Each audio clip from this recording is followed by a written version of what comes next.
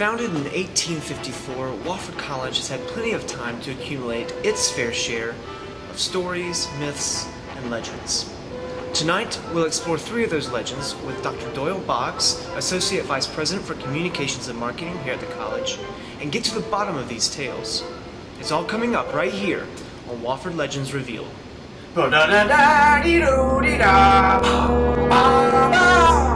It was a civil war.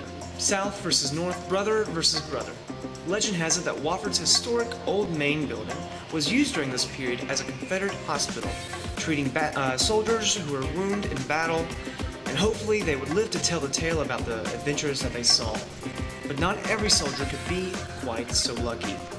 One soldier in particular died, and has since refused to rest in peace. We don't know his name, so today we just call him Old Green Eyes. The Eyes of Maine appeared after a 1971 renovation of Leonard Auditorium. The Eyes of Maine came about after that renovation. There was a fire and they reworked a lot of the lighting and the ceiling and all that in Leonard.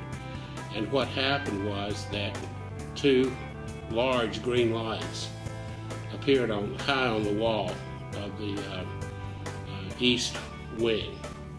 So was this phenomenon some link between us and another metaphysical world? We asked around to get a feel for the campus's thoughts on the matter. Here's what some students had to say. Okay, do you think there's any ghosts that haunt Wofford? Well, I've seen that trolley come around, and they always say that there's like the Eyes of Old Maine or something, but I haven't seen the Eyes of Old Maine, and I really don't believe in ghosts, so no. So what do you think the Eyes of Old Maine are? Do you think it's just a hogwash? Yeah. Or something that reflects the light, but I don't know. I don't know of anyone who's had seen it or talked about it, so. Do you think that's true? No.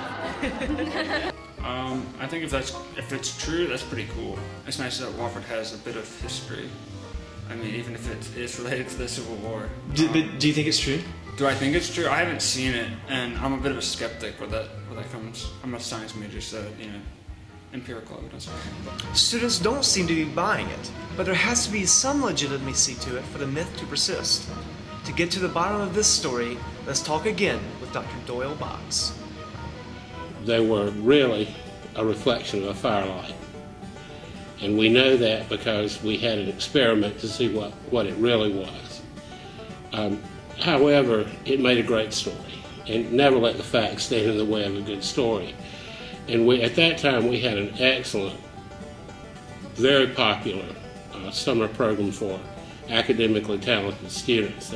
And the counselors liked to take the campers into Leonard Auditorium and tell ghost stories. And one of them was that light high on the wall. Now, we got to the point where we sort of went along with it a little bit, and we referred to it as an unexplained natural phenomenon. Nobody really accepted the ghost idea or the monster, but you've heard of the Brown Mountain Light up in North Carolina. And so sometimes there are lights that appear. Usually there's a good explanation for them. And so that continued during the life of that camp, which was basically in the 80s and 90s. For the college's 150th anniversary, main building was again upgraded, and the Leonard was changed, configuration of Leonard was changed.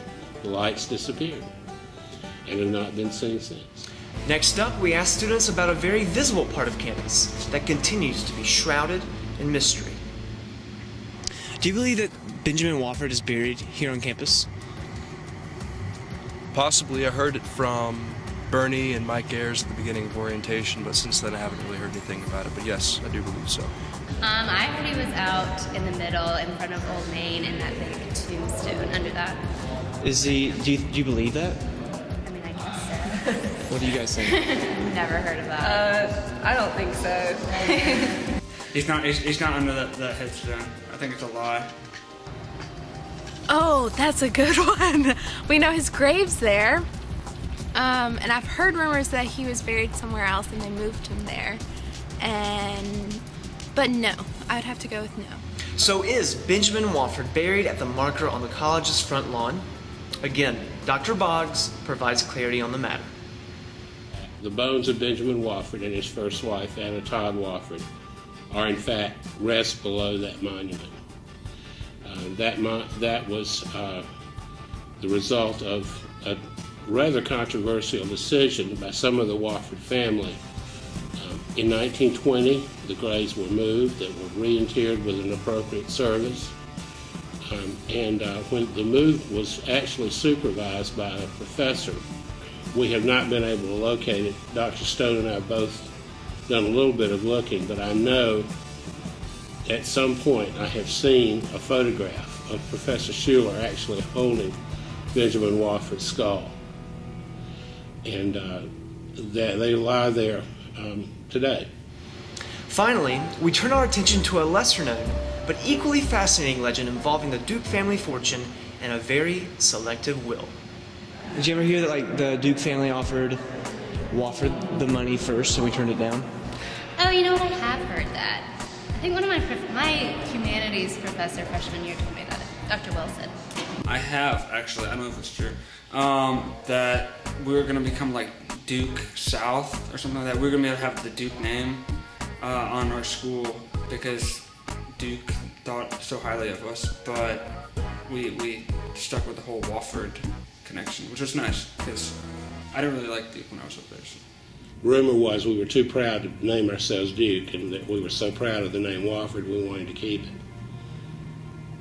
Stubborn might be a better word. When Buck Duke, of course, was the tobacco magnate, but also Duke Energy. So when he set up his will, he provided for the Duke Endowment, which provided income for designated colleges.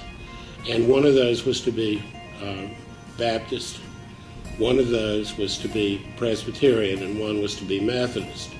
Wofford was never seriously considered for money from the Duke Endowment. We were never approached to be Duke University. As a matter of fact, we did get some money from the Duke Foundation over the years for different things, and the Duke was not hostile to Wofford, but it just wasn't going to happen. Was Spartanburg had a notoriously bad relationship with Duke Power, now Duke Energy, and the reason was that they ran the trolleys. Duke ran the trolleys, and they never could get together. They were always fighting, and so Spartanburg was kind of on the outs from Duke, and a lot of people believe that was the reason for our not getting the money. But this was a rumor that started in the 20s and continued right on up. And it's amazing how long-lived that has been. That's your classic urban legend about Wofford. So there you have it. 3 legends spanning over 100 years. 1 true, and 2 merely rumors. That's all we have for this installment of Wofford Legends Revealed. Be sure to catch us next time when we find out once and for all whether or not Bernie was raised by Siberian wolves in the northern Asian landscape. We'll see you next time. Da da da dee do dee da.